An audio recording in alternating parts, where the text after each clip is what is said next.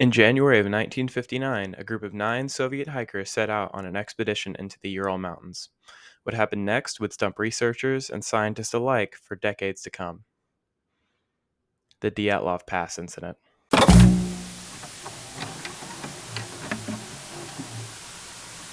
Igor Dyatlov, along with 8 other hikers, set out from the small village of Vizhai in an attempt to travel from the small settlement to reach Mount Orton. The group was eventually found about 6 miles away from their destination with their bodies in different states of decay. According to investigators, 6 members of the group had passed away from hypothermia and the other 3 from blunt force trauma and other bodily injuries. The group's bodies were also not found in the same place, as 2 of the members were found under a cedar tree.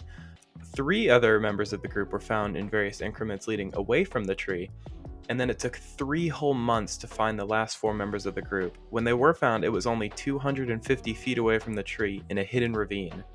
Now, of course, with all the mystery surrounding this case, there's been many different theories about what could have potentially happened to the group, who or what might have caused them to leave the tent in the middle of the night, and why the Soviet government was so secretive at the time about it.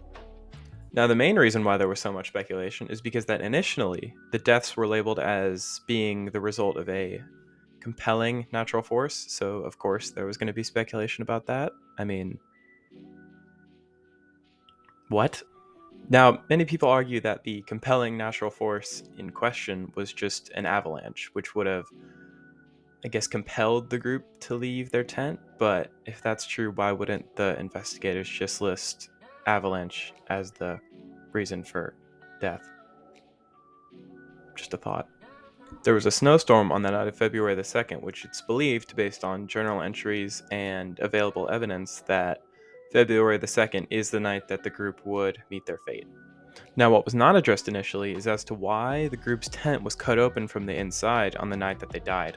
Now, the leading theory for why this is that the group was attacked by, a group of other hikers or a large animal, but this theory doesn't make much sense because, according to the records, there were no animal tracks or human tracks found near or around the campsite that couldn't be matched to any one of the original 9 hikers.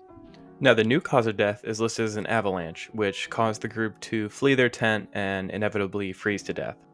And this makes sense in theory because the group was forced to evacuate the campsite quickly, leaving some of their heavy jackets and other winter clothes behind, causing them to be much more vulnerable to the elements outside the tent. And it is believed that once the group left the tent, they started to experience hypothermia, which would have then caused them to begin paradoxically undressing. Paradoxical undressing is when a person who is experiencing hypothermia will get this sudden sense of warmth, and in this state of delusion, it will cause them to remove their clothes and thus freezing them to death even faster. Now that we have the leading theory out of the way, let's go over some of the other more impractical theories. Now, it is believed by some that the hikers did not fall victim to an avalanche, but rather were unlucky enough to be in the area at the time of a Soviet military test that went on in that specific region.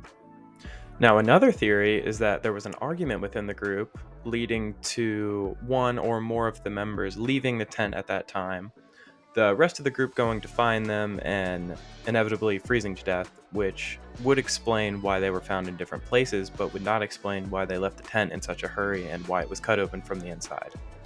Or perhaps the most unnerving idea, that a group of tribesmen or another group of hikers could have potentially attacked the group and caused them to leave the tent in the middle of the night. However, this theory doesn't make much sense considering there were no other human or animal tracks that weren't matched to the group, so this theory is basically disproven as long as you're looking at the evidence. Of course, some people believe that there may have been a cover-up and whatever, it just leads into more theories, but that theory is pretty solidly disproven.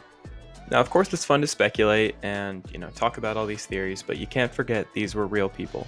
They had real families and real lives. Some of the members of this party weren't even in their late 20s yet. Ivan Dyatlov was 23 at the time that this happened, and so they kept a journal throughout the whole expedition, and I read through it, and If you haven't read it already, I'm sure some of you have heard about this case before. It's a very mainstream case. I would highly recommend you go read that, especially after, learning about the case and learning what happened. It really humanizes the situation. It shows that these people aren't just a statistic.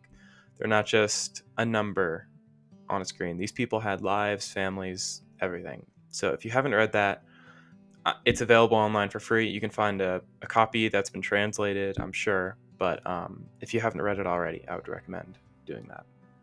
In conclusion, the Dyatlov Pass Incident is one of the most mysterious cases in the past century, with its details and possibilities still being widely discussed even today. Anyways, guys, that is going to do it for today's video. I have another project coming out in 2 days on Saturday, so stay tuned for that. I also have some big projects that are in the works, so just stay tuned for those. And I know these past 3 videos have been kind of short. I promise I am working on some long form content. I just wanted to get these 3 out in the meantime. And yeah, just stay tuned, share the channel if you can. I'm trying to grow it. So yeah. Anyways, that's about it. See you guys.